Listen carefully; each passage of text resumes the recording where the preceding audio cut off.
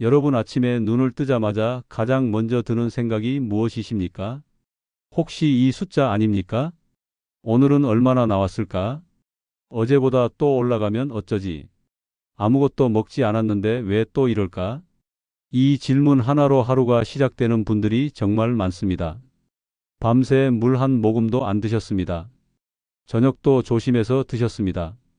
그런데도 아침 혈당이 120, 150, 심하면 170까지 올라가 있는 그 숫자. 그걸 보는 순간 마음이 무너집니다. 그래서 오늘은 가장 먼저 이 말씀부터 드리겠습니다. 이건 여러분 잘못이 아닙니다. 정말 중요한 이야기입니다. 대부분의 분들이 본인을 탓합니다. 내가 뭘 잘못 먹었나? 어제 실수했나? 그런데 사실은 몸의 작동 원리를 제대로 알지 못했기 때문입니다. 오늘 이 시간에는 그 비밀을 정확하게 풀어드리겠습니다. 그리고 더 중요한 건 해결 방법입니다. 병원이 아닙니다. 약이 아닙니다. 바로 여러분 집 주방에서 시작되는 방법입니다. 딱 일주일만 실천해 보십시오. 숫자가 달라지기 시작합니다. 자, 그럼 바로 핵심부터 들어가겠습니다. 왜 아무것도 먹지 않았는데 아침 혈당이 올라가는 걸까요? 이유는 세 가지입니다. 첫 번째는 몸이 너무 똑똑해서 생기는 문제입니다. 우리 몸은 새벽이 되면 자동으로 하루 준비를 시작합니다. 새벽 3시에서 4시 사이 우리가 깊이 잠들어 있을 때입니다. 몸은 이렇게 판단합니다. 이제 곧 일어나야 한다. 움직여야 한다. 에너지를 준비해야 한다. 그래서 간에 저장해둔 에너지를 꺼내 혈액으로 보내기 시작합니다. 이게 바로 혈당입니다. 자동차로 비유하면 시동을 걸기 전에 엔진을 미리 예열하는 과정입니다. 문제는 여기서 생깁니다. 젊을 때는 이때 인슐린이라는 호르몬이 정확하게 조절을 해줍니다. 올라간 혈당을 다시 안정적으로 낮춰줍니다. 그런데 나이가 들수록 이 조절 능력이 조금씩 떨어집니다. 그래서 올라간 혈당이 그대로 유지된 채 아침에 측정되는 것입니다. 이걸 의학에서는 새벽 현상이라고 설명합니다. 여러분이 잘못해서 생긴 일이 아닙니다. 몸이 정상적으로 작동하는 과정에서 생기는 변화입니다. 두 번째 이유는 더 의외입니다. 저녁을 너무 적게 드셨거나 혹은 밤사이에 혈당이 너무 떨어졌을 때입니다. 몸은 위기라고 판단합니다. 위험하다. 에너지가 부족하다. 그러면 간이 급하게 당을 만들어서 혈액으로 보내기 시작합니다. 그 결과 어떻게 되느냐? 밤에는 낮았던 혈당이 아침에 오히려 더 높게 튀어오릅니다. 이걸 반동현상이라고 이해하시면 됩니다. 특히 자다가 식은땀이 나거나 꿈을 많이 꾸거나 새벽에 깨는 분들은 이 가능성을 꼭 생각해 보셔야 합니다. 세 번째 이유는 많은 분들이 놓치는 부분입니다. 바로 잠입니다. 코를 심하게 고시거나 자다가 숨이 막히는 느낌이 있는 분들 계십니까? 이게 단순한 콧고리가 아닐 수 있습니다. 잠을 자는 동안 숨이 원활하지 않으면 몸은 스트레스 상태로 들어갑니다.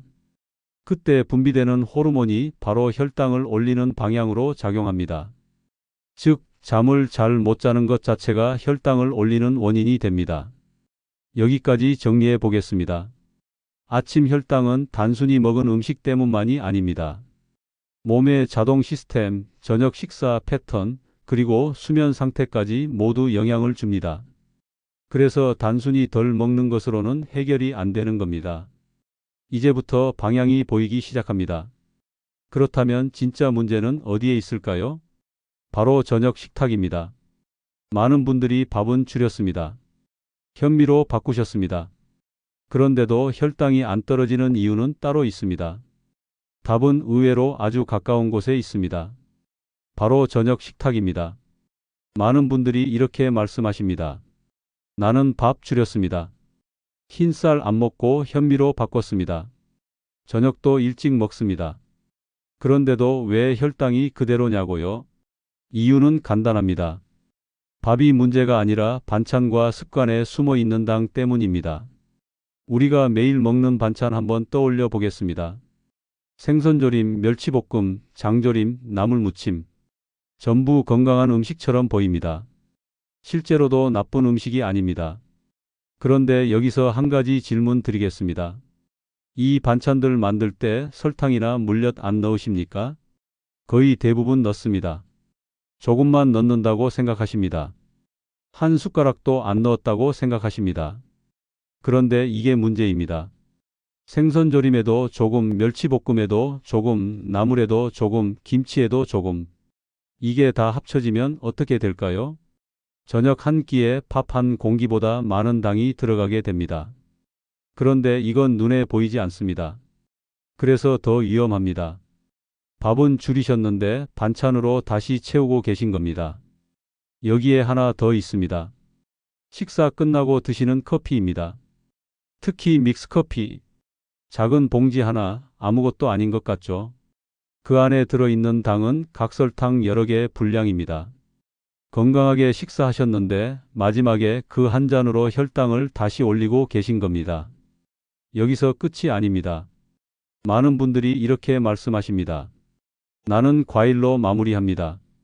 건강하게 먹습니다. 맞습니다. 과일은 좋은 음식입니다. 하지만 시간대가 문제입니다. 저녁 이후에 먹는 과일은 이야기가 달라집니다. 과일의 당은 흡수가 빠릅니다. 밤에는 몸이 에너지를 쓰는 시간이 아니라 저장하는 시간입니다. 그래서 저녁 과일은 그대로 혈당으로 쌓이기 쉽습니다. 특히 수박, 참외, 포도처럼 단맛이 강한 과일은 더 그렇습니다. 여기까지 들으시면 이제 감이 오실 겁니다. 밥을 줄이는 것보다 더 중요한 건 보이지 않는 당을 줄이는 것입니다. 그리고 또 하나 놓치기 쉬운 것이 있습니다. 간식입니다. 견과류, 두유, 요거트.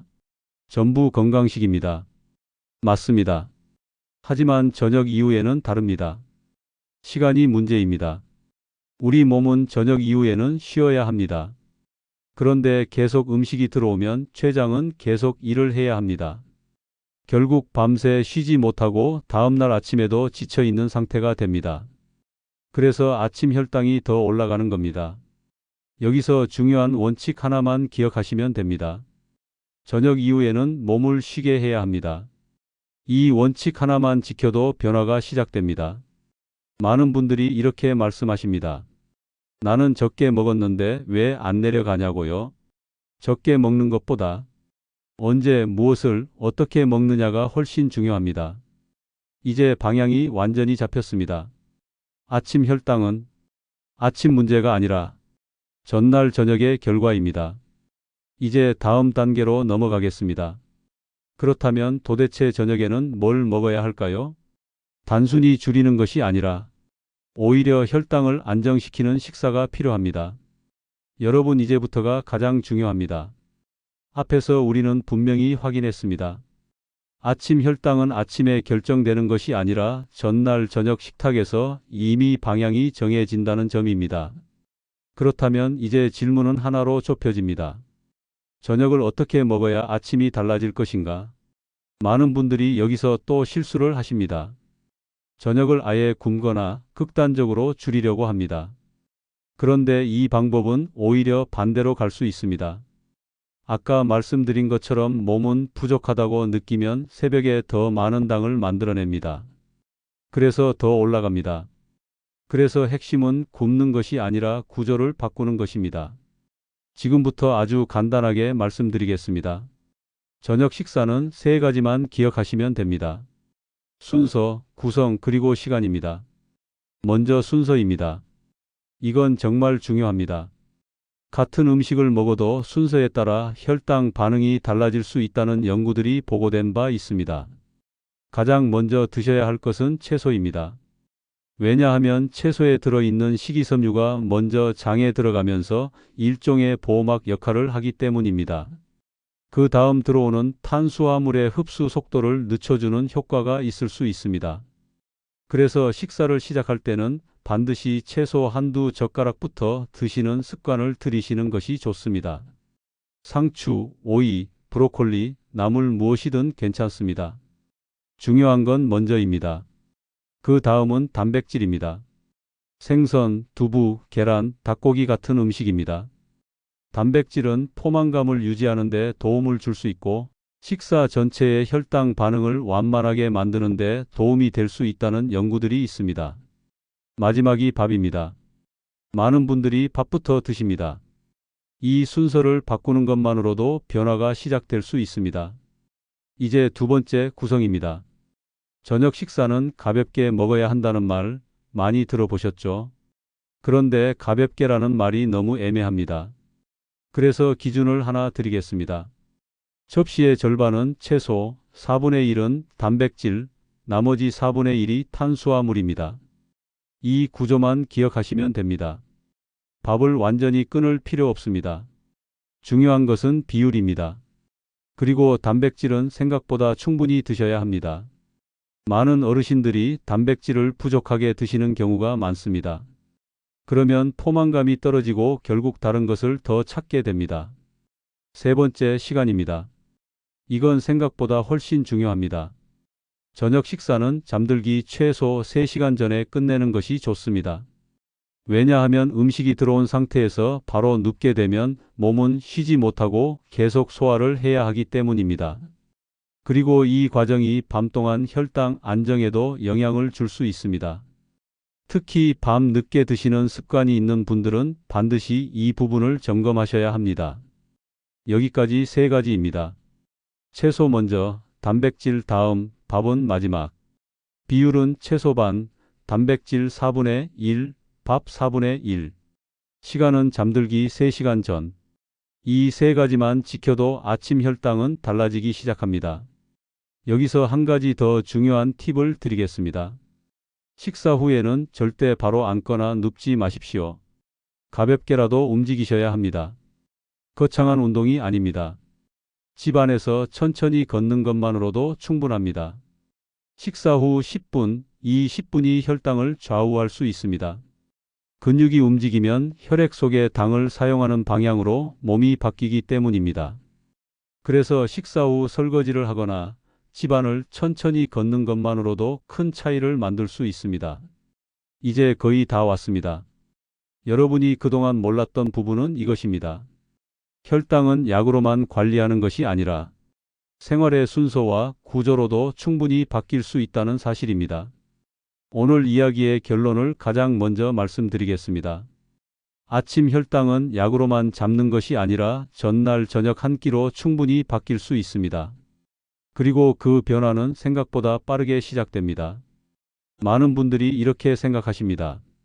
혈당은 오래 걸린다. 몇 달은 해야 변한다. 물론 맞는 말입니다. 하지만 방향을 제대로 잡으면 몸은 생각보다 빠르게 반응합니다.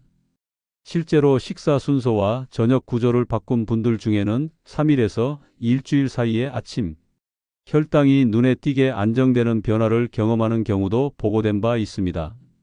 물론 개인차는 있습니다. 하지만 중요한 건 속도가 아니라 방향입니다.